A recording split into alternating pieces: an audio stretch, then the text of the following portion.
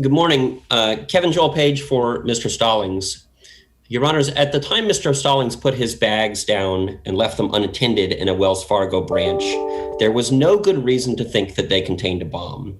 He didn't say or suggest that they contained a bomb.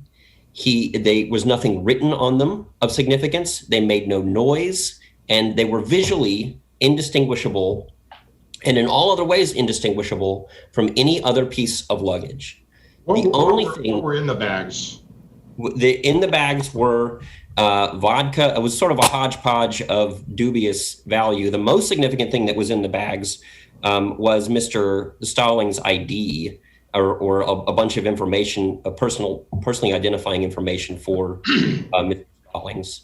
But mostly it was clothes and toiletries and some other items. In other words, nothing unsafe or dangerous or threatening to anybody. No, that's correct. So then what lesson was he trying to teach the bank? Well, I think that if he, excuse me, I mean, if the court accepts that statement, then there is evidence that Mr. Stallings intended. Why would we not accept that statement?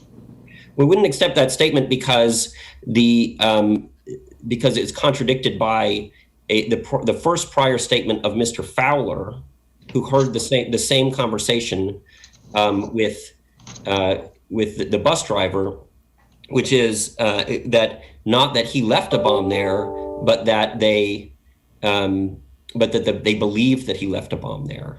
And in fact, that's how the prosecution opened the case. I'm just looking at the testimony. This is, I believe, the examination of the Dart bus driver. And she said he had some kind of disagreement with a white female teller. She was giving him a hard time. He was pissed off with her and that he was teaching her a lesson. He was going to teach her a lesson? Yes.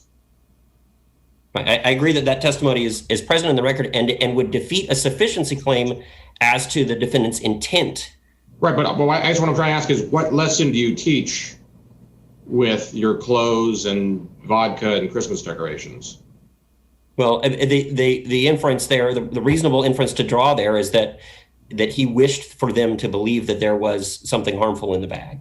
Right. So if he believes there was a reasonable belief that this would be dangerous, in fact, he was counting on it, why can we reverse on the grounds that there was no reasonable belief?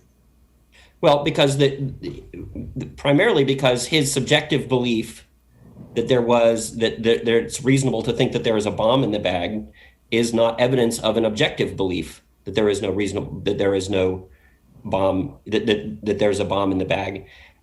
In that situation, I think Congress included. For you to prevail in this argument, we'd have to treat your client as having an unreasonable belief. That's right. That's right. And I think and Congress intended that part of the statute that says under circumstances where it may be reasonably believed as a check on liability, both for defendants who intend to make a hoax or a bomb threat, but don't do so in a way that people reasonably believe, or for liability for situations in which other people react to it in a way that, in other words, the Congress intended for this court to exercise its independent judgment as to the reasonableness of that belief. But do you think it was, if I understand correctly, the bank employees called the police? They called the police. They called them third in the sequence of situations. That call is in the record. It's Government's Exhibit 5. But normally, if you regard it as innocuous, in other words, if you think that Mr. Stallings' belief is unreasonable, normally you don't call the police. You just put it in lost and found, right?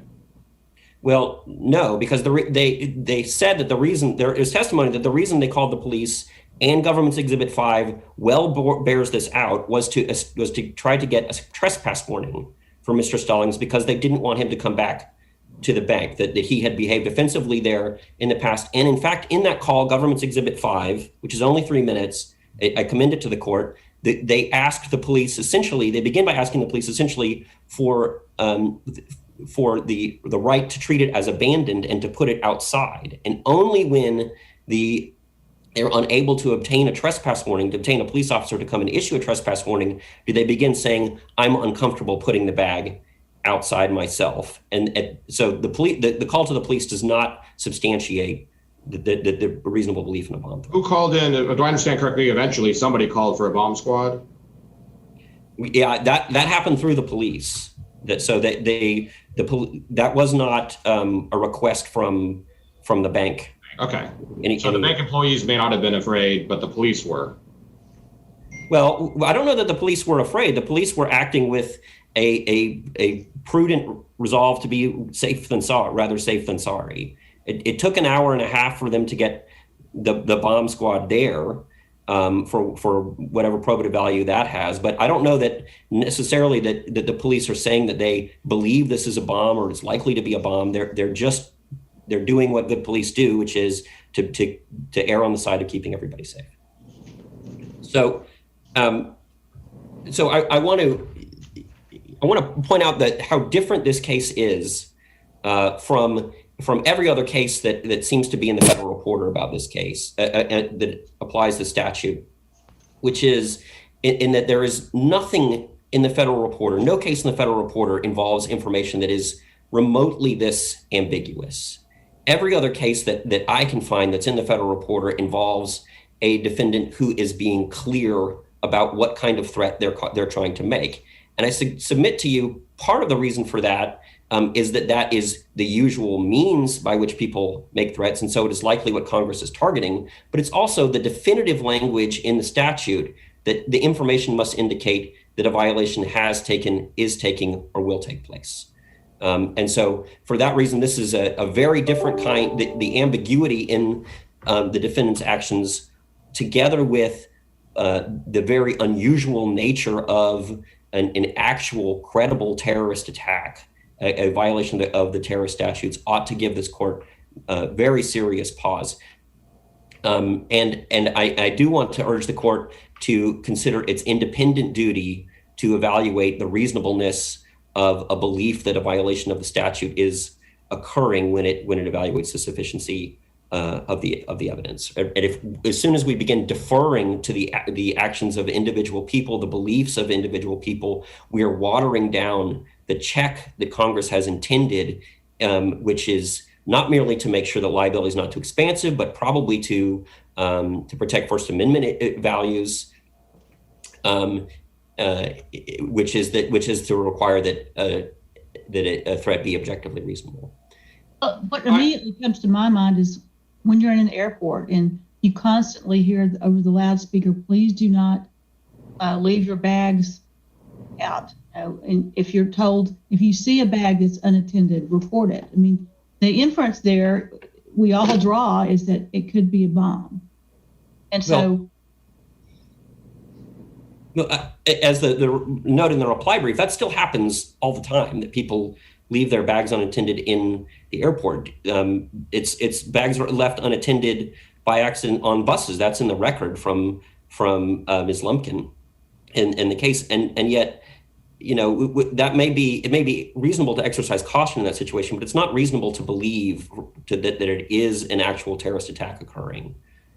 I do want to make sure that I cover my issue with the argument, my chief issue with the government's argument in this case. Just one more question, because you mentioned your concern about reading liability too broadly under the statute, and I certainly understand and sympathize with the notion that we don't want this to go after crazier hypotheticals.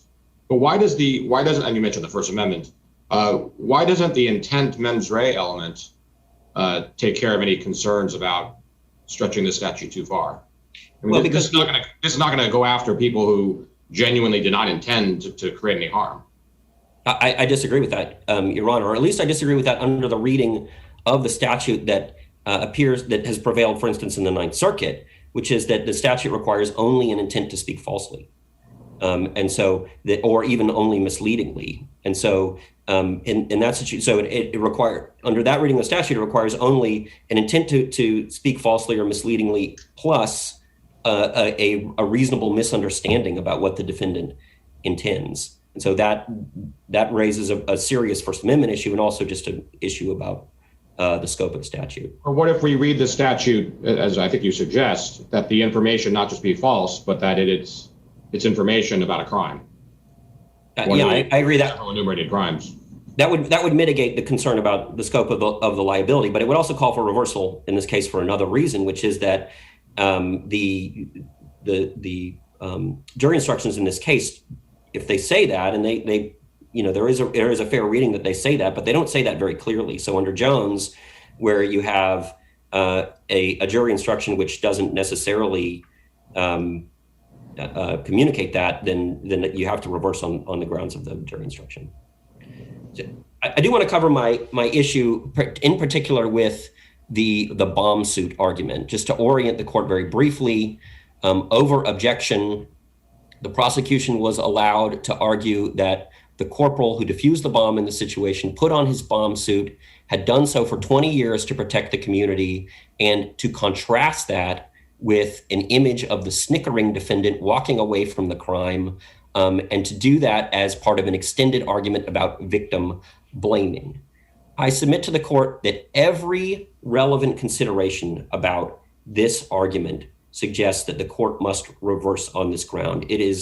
To the extent that it's distinguishable from other cases in this court's precedent, it is distinguishable only in that there is a greater call for reversal here. There are at least 9 considerations that suggest that reversal is the appropriate remedy for this. First of all, it was highly emotionally charged. It's a discussion of the bravery of a very brave law enforcement officer trying to protect the community.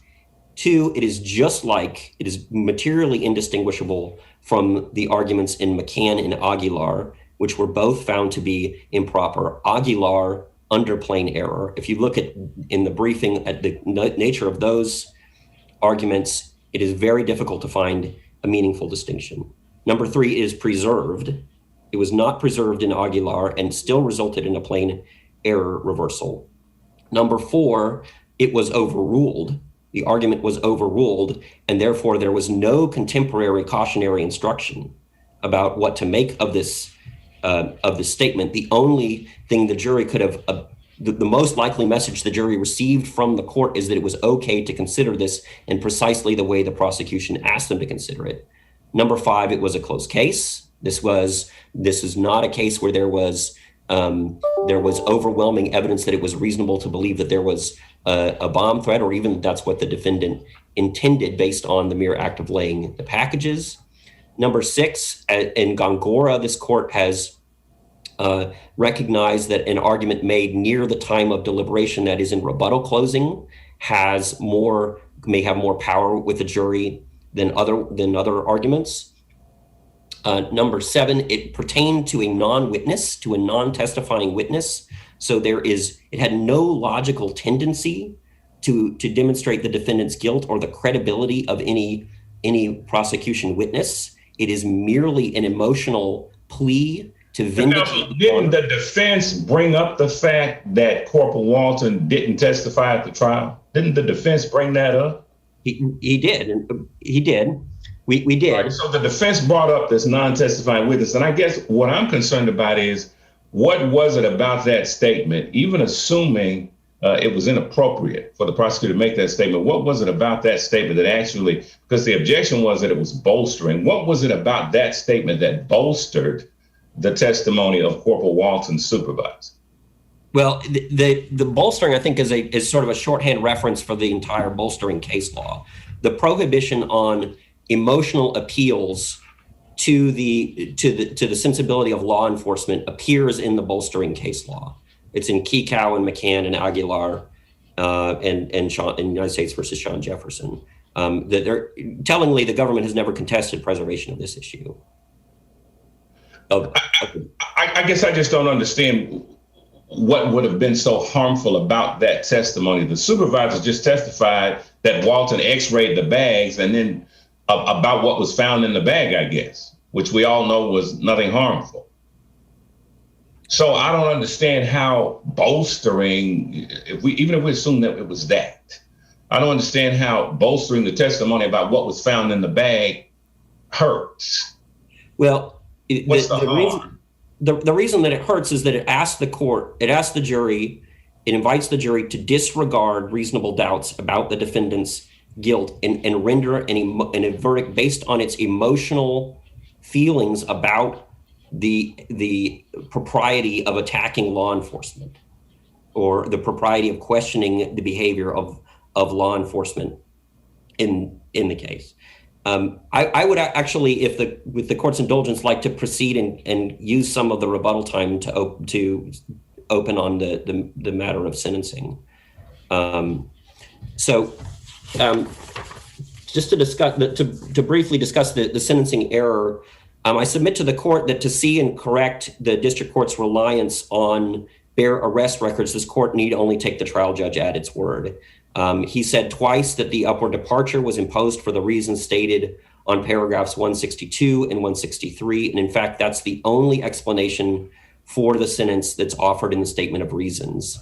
Paragraph 162 and 163 names 34 offenses that are substantiated only by a bare arrest record.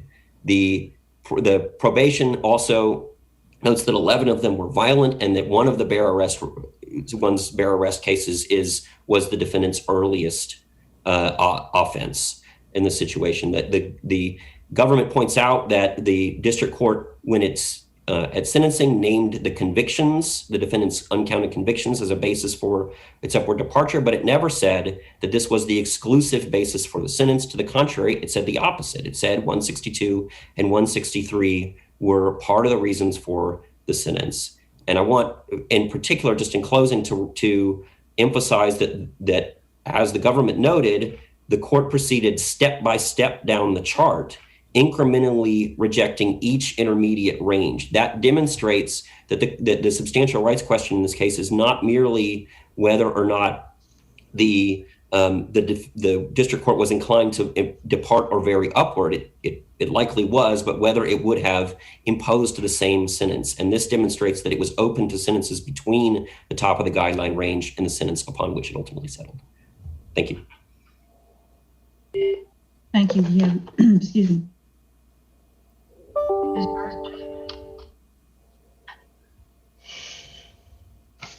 May it please the court. Good morning, Amy Burch for the United States, and I'm appearing with co-counsel Emily Falconer.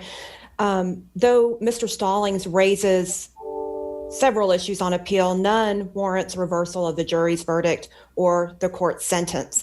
I'll be discussing the sufficiency of the evidence and jury instruction arguments, and then Ms. Falconer will take the closing arguments issue and the sentencing issues. First, I'd like to address the argument that this court should apply de novo review to the second element of the offense, which is the reasonably, under circumstances where such information can be reasonably believed. Mr. Stallings cites Supreme Court case and a unpublished Fifth Circuit case, but neither of those cases deal with an element of the offense. One talks about the reasonable suspicion standard for law enforcement for probable cause, and another one talks about whether SORNA is a general or specific intent crime. And so to the extent that there's this argument that this court should independently evaluate what a reasonable person would do, say, or believe separated from the jury verdict, that's just not correct. The jury verdict or the jury's view of the evidence on each one of the elements is entitled to deference. As to the first element, whether Mr. Stallings engaged in conduct with the intent to convey false and misleading information, Mr. Stallings concedes that the government's evidence would defeat a sufficiency challenge to that. And so he goes on just then to challenge the second and third elements, which is whether that information was conveyed under circumstances where it may be reasonably believed, which is what the statute requires, and where the information indicates that an activity has taken is taking or will take place that would constitute a violation of certain statutes. And here the government charged the statute related to explosives. So the circumstances, as the record bears out, is that, this defendant had an ongoing dispute with the bank. He had been not just angry, but over the top in his behavior previously with the bank. He had, on 3 prior occasions, had to be asked to leave the bank. 2 of those occasions, he had thrown things at the tellers, made a mess on the floor, threw a soda cup where the soda went everywhere, threw pamphlets and things that were on the ground. And then on the last time he had been escorted out of the bank, he turned around and unzipped his trousers and was making lewd gestures at the bank staff. For that reason, he was banned from coming back to the bank. There was testimony that he had never brought bags into the bank before. They had not seen this man with bags. And any sort of notion that, okay, this is just a transient homeless guy who's carrying all of his life's belongings in his bags wasn't even borne out by what was in the bags, which was not all of his clothing that we see in the pictures in the testimony from the multiple times he went to other banks. So there was testimony about him visiting. You make of the fact, though, that the bank staff didn't seem to act as if this was a serious or even any kind of threat. Well, I disagree with that characterization. The bank staff in the beginning, when they didn't evacuate. They did not. They went behind the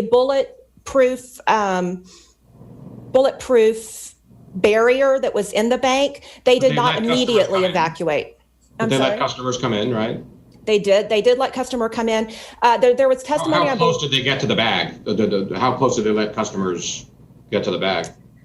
Well, the bags were in a lobby waiting area, and so there was a customer that came in through the lobby after they became aware of the bags. There was some testimony that they were not allowed or not supposed to close the branch without the higher level approval, and it was the security people that wanted them to just move the bags, and the people that were inside the bank were the ones saying, I don't feel comfortable doing that. I don't think that's safe. And there was even some dispute between the 2 tellers. There was one person that was maybe a little more willing to move the bag, and the other one that was going, that's not safe. Let's not do that. And so at that point, they did call the police. But the idea that nobody was that concerned, they were concerned enough to place calls to security, call the police, and then within the about... counsel said that the reason they called the police had nothing to do with the bags. No, that's not.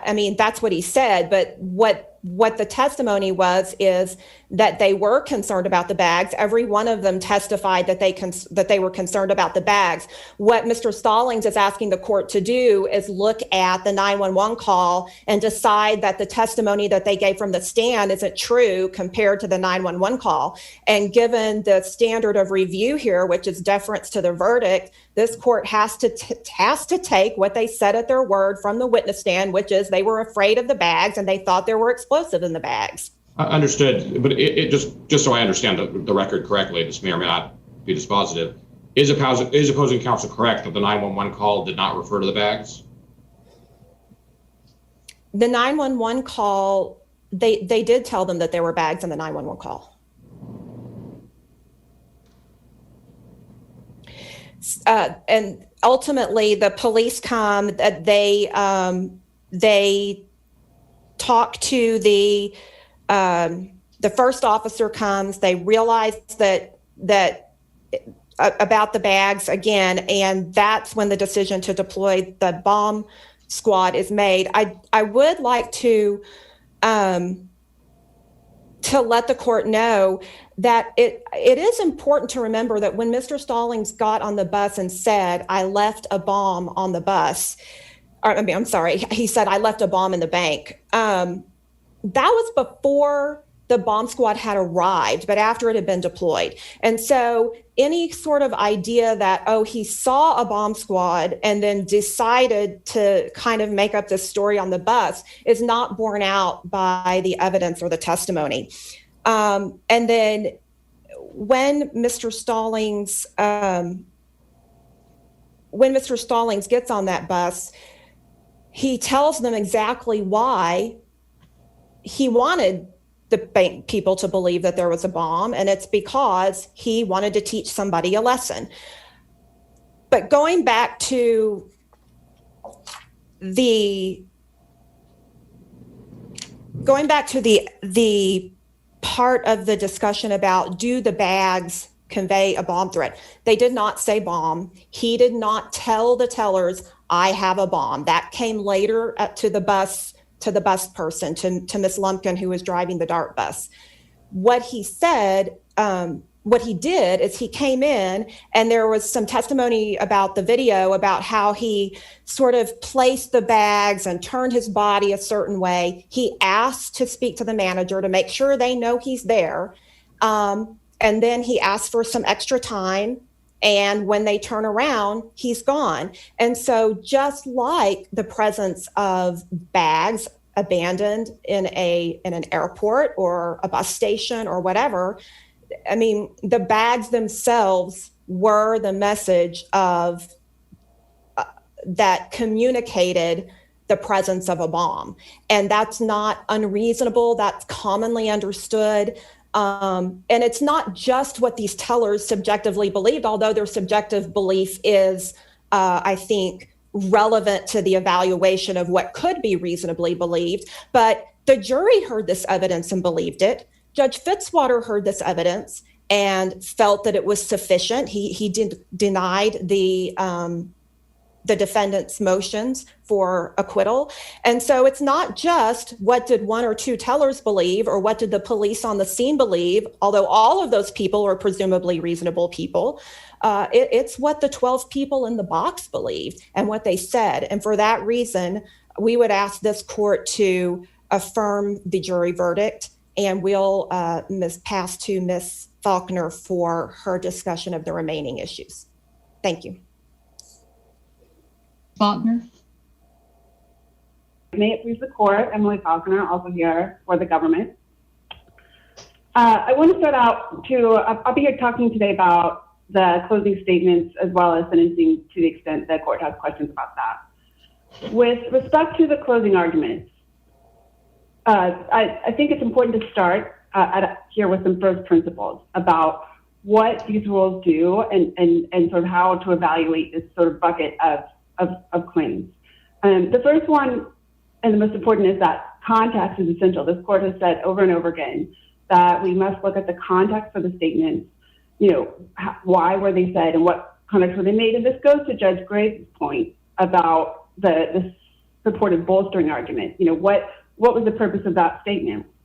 How did it make the jury more likely to believe or disbelieve any of the testimony that was in the record? But really, what you had was just a situation where defense counsel, of their own volition, decided to throw some dirt on an officer that wasn't testifying, who didn't really have any particularly key role other than, he was the one that sort of went downrange and took some photos, but he wasn't a witness at trial.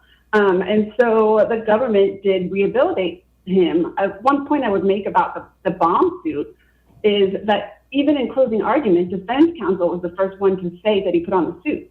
I mean, in defense counsel's closing argument, she said, you've heard that this guy put on the suit. So then the government said the same thing, but, really, the context there is it's just difficult to understand how that statement was improper in that context.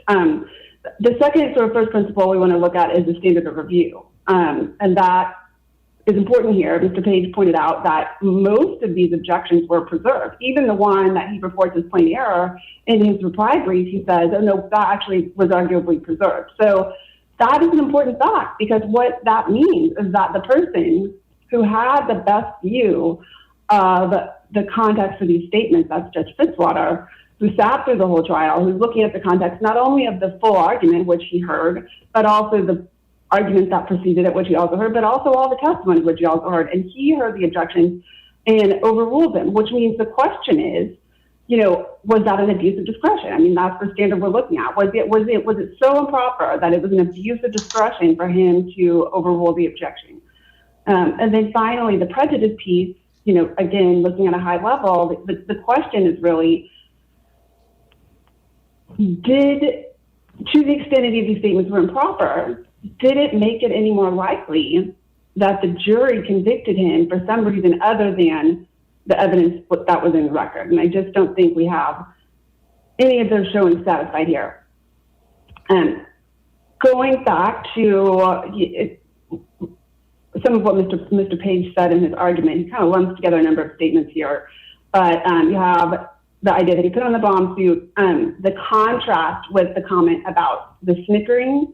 One point of clarification on snickering, because we seem to have be operating from different definitions of that term. Snickering, just the dictionary definition, is, kind of to suppress a laugh, a sort of quietly suppress a laugh to oneself. That's from the Oxford English Dictionary, Merriam-Webster. So it's difficult to understand how talking about the officer and talking about the defendant snickering is a, quote, vivid moral contrast, or that it's highly emotionally charged. As Mr.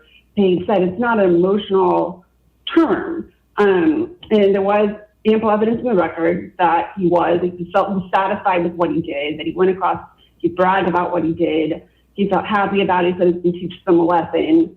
So it's not a large inferential leap to say that he thought it was funny, in some kind of quiet way.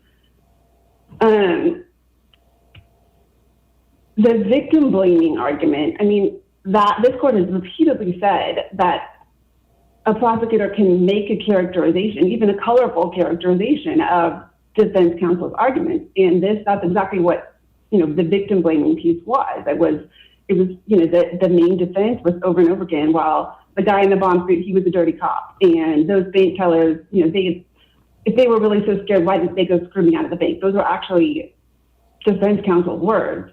They weren't really scared. And so the prosecutor characterized all those defenses as, quote, victim blaming, that it's all about everybody but Mr. Stallings and his own personal responsibility. And that this court has repeatedly said, that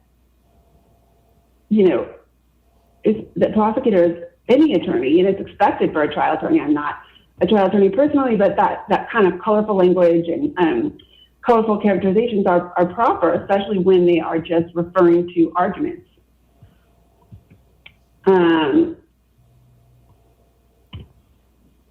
I would just briefly, if the court doesn't have concerns about any particular arguments, I would just briefly move on to the sentencing piece. I think we covered that fairly well in our brief, but we've got a pretty thin read that we're working off here. The fact that the court adopted the PSR, sure, and the PSR, in summarizing the criminal history, did include every single piece, every arrest, and so on and so forth. But what Judge Fitzwater said on the record was that he was relying on the fact that Mr. Stallings had double the criminal history points from counted adult convictions that he needed to reach a criminal history category of 6, that he had a number of other adult convictions that didn't even count. So we're not talking about unadjudicated conduct here. Further, defense counsel stood up at sentencing and said, we know you're probably going to vary upward from the guidelines here based on his criminal history.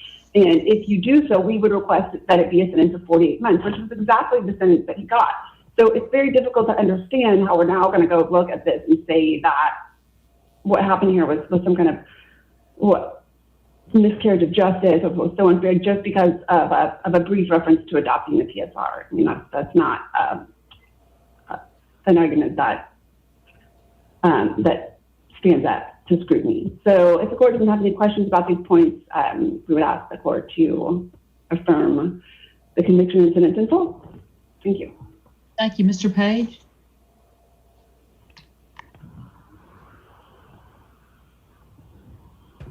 Just to clarify a couple of record points in the colloquy with Ms. Burch and Judge Ho, the call to 911 does mention the bags. It begins by asking for a trespass warning and says that the employee wishes to treat the bags as abandoned. And then when she can't get an officer to come do the trespass warning, then says, I'm uncomfortable moving them. And that's the first suggestion, that she is uncomfortable moving them. And there's no suggestion, no mention of anything dangerous in the bags in that call.